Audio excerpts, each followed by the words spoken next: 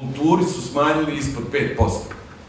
I onda je tadašnji premijer Winston Churchill izašao za govornicu i rekao, ako smanjimo to kulturi, ako smanjimo budžet kulture, šta onda branimo? Zašto će nam oružje? Ja sam ovde da se kod nas budžet digne iznad 5%. Ako je moguće. To je neka moja, to je moj osnovni razlog zašto sam tu.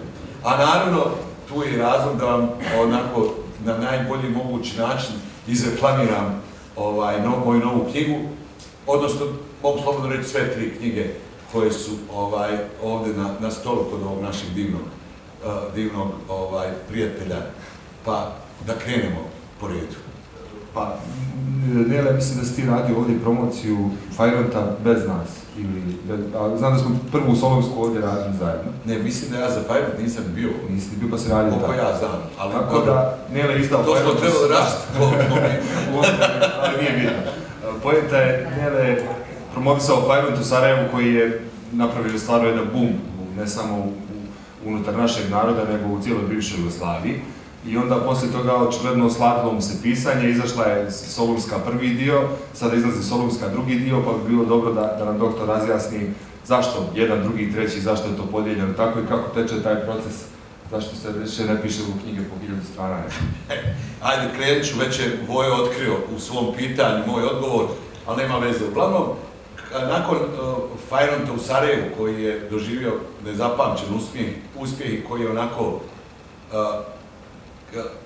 pomjerio granice tog nečega čime sam se ja bavio, Fajront u Sarajevu jeste jedan od moja 3 neka velika hita koja sam ja u životu napravio i koja će verovatno ostati iza mene. Ja sam dobio od mog izdavača Lagune carte blanche za sljedeći roman. Oni su mi rekli šta god ti hoćeš, mi ćemo to da prihvatimo. Inače su vrlo rigidni i teški kad se pregovara o novim književnim djelima. I ja sam došao do mog izdavača i vlasnika Lagune, Dejana Papića, i rekao mu da ja imam ideju da napravim knjigu o jednoj kući na Dorčolu koja je dignuta s početka 20. vijeka i da napišem jednu epopeju o toj kući u trajanju od 100 godina. Jer taj 20. vijek je bez ikakve sumnje bio jedan od najuzbudljivijih i najdramatičnijih vijekova u istoriji ne samo Beograda i Dorčola, nego i srpskog naroda uopšte. I on je ovako gledao, onako podozrivo i rekao, a dobro, šta ti misliš, kako ti to misliš da uradiš? Pa kažem ja, pa recimo imamo prvu generaciju koja je napravila kuću, pa ide Prvi svjetski rat, pa onda imamo drugu generaciju koja ima Drugi svjetski rat, pa onda ulazimo u novo doba i pravo tako novi rat 90-ih. Kaže on, koliko će stranica ta knjiga imati? Pa ja rekao, jebem li ga negdje 900.000. Kako on ti nisi, kaže, normalno. Danas nema čovjeka koji će htjeti da kupi knjigu od 1000 stranica. I onda je on meni predložio ovu foru da ja napravim od toga trilogiju. Znači 3 knjige koje bi išle 3 puta 330 po matematici. I ja sam se dalje raspitivao i kod mojih kolega, a i na tržištu, kako te trilogije funkcionišu, i onda sam vidio da je to sad postalo popularno, da ima mnogo knjiga i u svijetu i kod nas koji imaju, kao biva prvi dio, drugi dio, treći dio, jer sad meni kad kažeš nastavci, ja mislim da je neki strip u pitanju, ali kao imaju i knjige. I neke moje kolege sam pitao, kako ste napisali trilogiju, pa kaže, dođeš do 70. stranice i cap. Ja opravdam to očekivanje sa drugom knjigom. Ja imam ogromno iskustvo u, ajde reći ćemo, show biznisu. Znam tačno kako izgleda kad se izdaje druga ploča, kad se pravi druga serija nadrealista, i znam tačno kako će publika da reaguje na samom početku tog nečeg novog.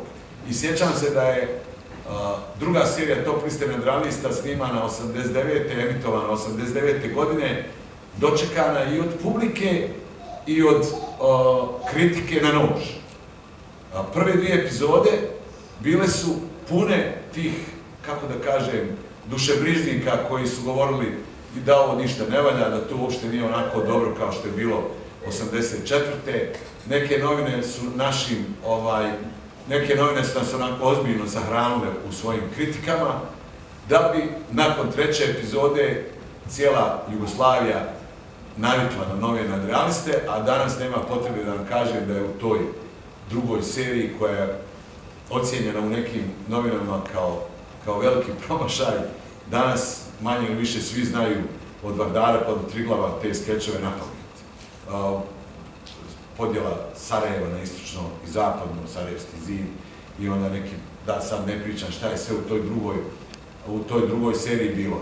Tako sam i znao da sam, to sam i osjećao da će sad biti mnogo teško da se tom drugom knjigom dokaže Nele kao pisac.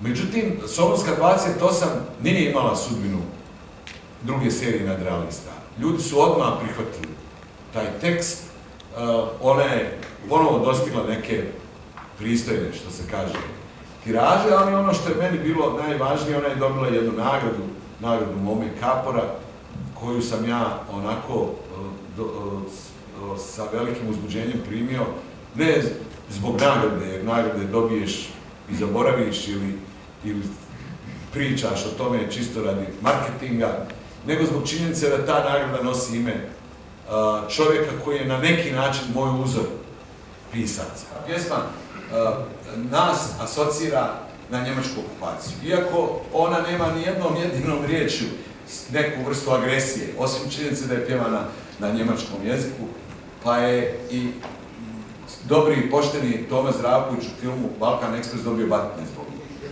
Ta pjesma se zove Lili Marlen. I ona je i poslije prestanka rada Pušaka i dalje nastavila svoj život i dan danas ima visok stepen, što se kaže, visok stepen slušanja, naročito kad bi je otpjevala ova Marlene Dietrich, koja je inače pobjegla u Ameriku, nije bila u Njemačkoj u to vrijeme. To je bio drugi impuls na osnovu koga sam pisao roman Solunska 28, drugi dio, i treći je bila priča o džez muzici, jer jedna od linija događaja je, jedna od priča koji se krije u drugoj knjizi, je i priča o prijateljstvu dvojice drugara koji su zajedno svirali džez i koji su nakon velikog uspjeha, kao što to uvijek biva, i posvađali. Te detalje o džezu sam opet saznao od pokojnog basiste Miše Blama, vjerovatno ste čuli za njega, jedan od najvažnijih džez muzičara u Evropi, mogu slobodno reći, koji mi je jedne sulude noći na Mečarniku pričao jednu fantastičnu priču o njegovom ocu, koji je za vrijeme Drugog svjetskog rata bio uhapšen kao vojnik vojske Jugoslavije i to mu je spaslo život jer njemačka armija je kao poštovala Ženevsku konvenciju po pitanju vojnih zatvorenika. Ovamo, sa civilima su radili nešto drugo. I on je znao da je Jevrej, i znao je da će kad-tad da ga Njemci otkriju, a inače je bio sjajan džez muzičar, kao i njegov sin Miša. Ovo što Nele kaže, to opet moram u naše ime, da se obratim, identitet je kompas svakog čovjeka. Jutra kad se probudimo, dok ne zaspimo, bez obzira da li smo svjesni toga ili ne, identitet nam pomaže da se ponašamo. Nam daje obrasce ponašanja da bi znali da preživimo dan. A suština identiteta je kultura i zbog toga i ovo što radimo sa Neletom, za što mu ja dugujem veliku zahvalnost, da uvijek odvoji vrijeme da obiđe, jer ovo je misija, to i on juče baš rekao to, od ovoga on ne zaradi, nego od svirke, svirka je posao, ovo je misija što se radi i da stvarno jedino posticanjem kulture i kulturnih sadržaja, stalnom produkcijom i inspirisanjem novih generacija da stvaraju